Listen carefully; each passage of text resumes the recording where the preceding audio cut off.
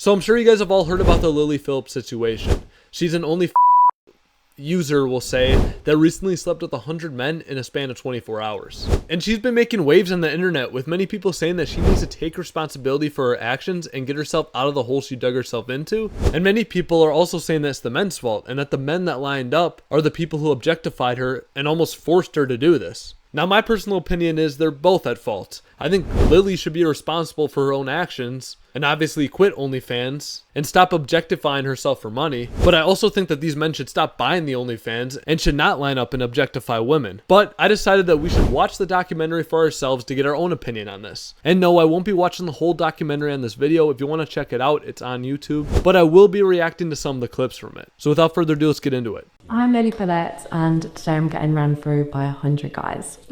Well, there's nothing more empowering in modern feminism than that right there. Can't wait to get this video started. I talk about this a lot with my parents because that's the one thing I guess they worry about is like, will you ever find a boyfriend? Yeah. But there's so many guys out in the world. I think, you know, one poor bastard's got to marry me. Yeah, because that's a great pitch for your future husband. One poor bastard's got to end up with me. I mean, come on, have some self-respect for yourself. At what point is the money not even worth it? I mean, this is an obvious cry for help at this point. Is this one of them fake taxis? I don't know what's a fake taxi. You don't know what fake taxi is? Have you never seen like it on Hub? It's called a fake taxi, and basically the taxi driver ends up like f***ing the passenger. Really? Yeah. Search it all when you get home. So now she's explaining a skit to a random taxi driver just taking her to her destination. I mean, can you imagine how uncomfortable you have to be as a taxi driver here? You're just trying to drive someone to their destination to make a living, and she's talking to you about porn videos? I mean, at what point did this get normalized in society? It's just nuts. And again, this taxi driver's probably so uncomfortable. You've obviously spoken to your parents about this, right? I actually haven't.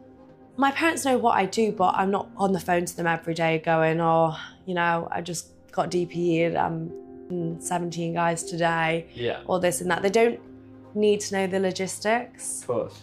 I do feel a little bit like embarrassed being like, Mom and Dad, I'm 100 guys. Why? I guess because it's not really what my parents would have wanted me to do. So you can tell that she knows in her heart that this is wrong. Her conscience is telling her not to do this. I mean, she wouldn't even tell her parents that she's doing this. There's something in her saying that this is wrong, but she's going to do it anyway. For the money, for the fame, for the attention, for something. I mean, another obvious cry for help. It's making me feel bad for this woman, honestly. She needs someone to help her. And it's just sad that it seems like there's only enablers around her right now. And then Lily's going to sleep with 100 guys tomorrow morning, which seems mental to me. Yeah, and to my point, that guy right there, he's an enabler. He's watching Lily self-destruct for a couple more views and money on YouTube. I mean, I didn't see any hate for this guy, but he's the one trying to profit off of this and watch someone self-destruct right in front of him. It's not for the weak, girls. If I'm honest, it was hard. So now we're at the point where this is after she did the 100 guys. And now she's trying to make it seem like what she did is so empowering and so hard and so tough. And it's not for everybody. It's only for the chosen few that are empowered. And I want to see how long she keeps up this energy. Because sooner or later it's going to catch up to you. And you won't be able to lie to yourself anymore. You will feel the cold reality. And I just pray that she turns away from this before it gets to that point. I don't know if I'd recommend it. Why not? I think if you're a different type of girl, it's very like... It's kind of like being a prostitute in a sense of like, it's just a different feeling. I don't know how to explain it. Like, yeah, of course it feels like that because that's what you did. You just slept with 100 dudes. That's of course that's how it feels. I mean, what did she expect? I just don't get why we don't classify these only models as that, because I mean that's what they are. They aren't models. They do just that. They do what this video is, and this isn't something we should glorify by calling them just models. We should call them for what they are, really, and not to poke fun at them or anything, but just to call the industry what it is, and to let young women know that this is truly what it is. It's not just being a model. It is this stuff right here. It's not like just having sex with someone. yeah, just one in, one out. Like it feels intense. Like more intense than you thought it might. Definitely.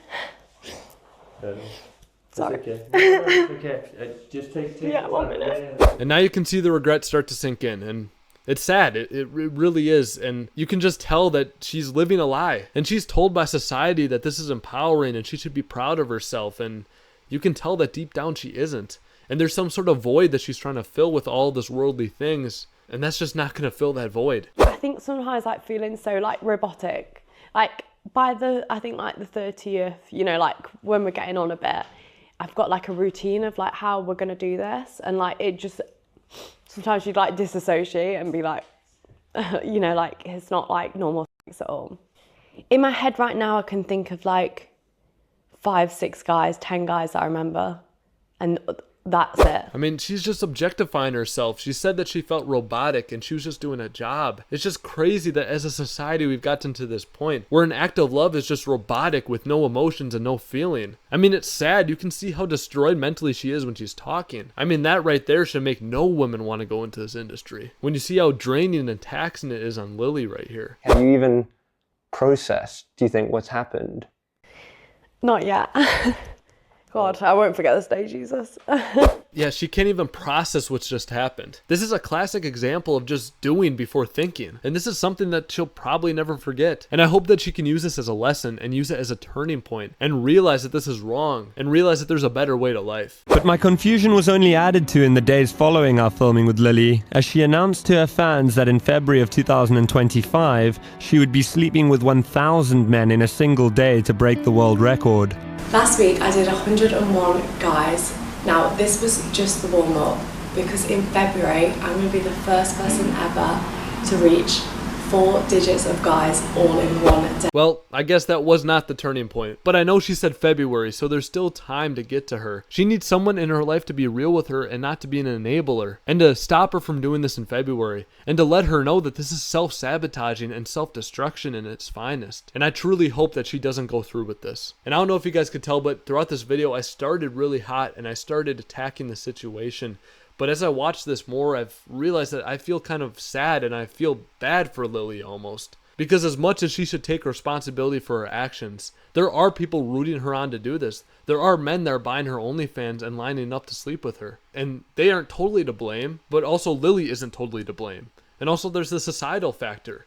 This is what society says is empowering, and this is what modern feminism says to do because it's fulfilling, and it's not. So there's multiple factors here, and it makes you just feel bad for everyone involved here. So the end of the story is, let's pray for Lily. Let's pray for those 100 men. Let's pray for all those OnlyFans subscribers, that they can all see the light and they can all turn away from that sin. And as a society, we can move forward to end this and to speak the truth, because that's truly what it's all about right there. Speaking the truth, saving people. But what do you guys think about this whole situation? Do you agree with me? Do you disagree with me? All of that good stuff. Comment that down below. And if you like this video, consider subscribing.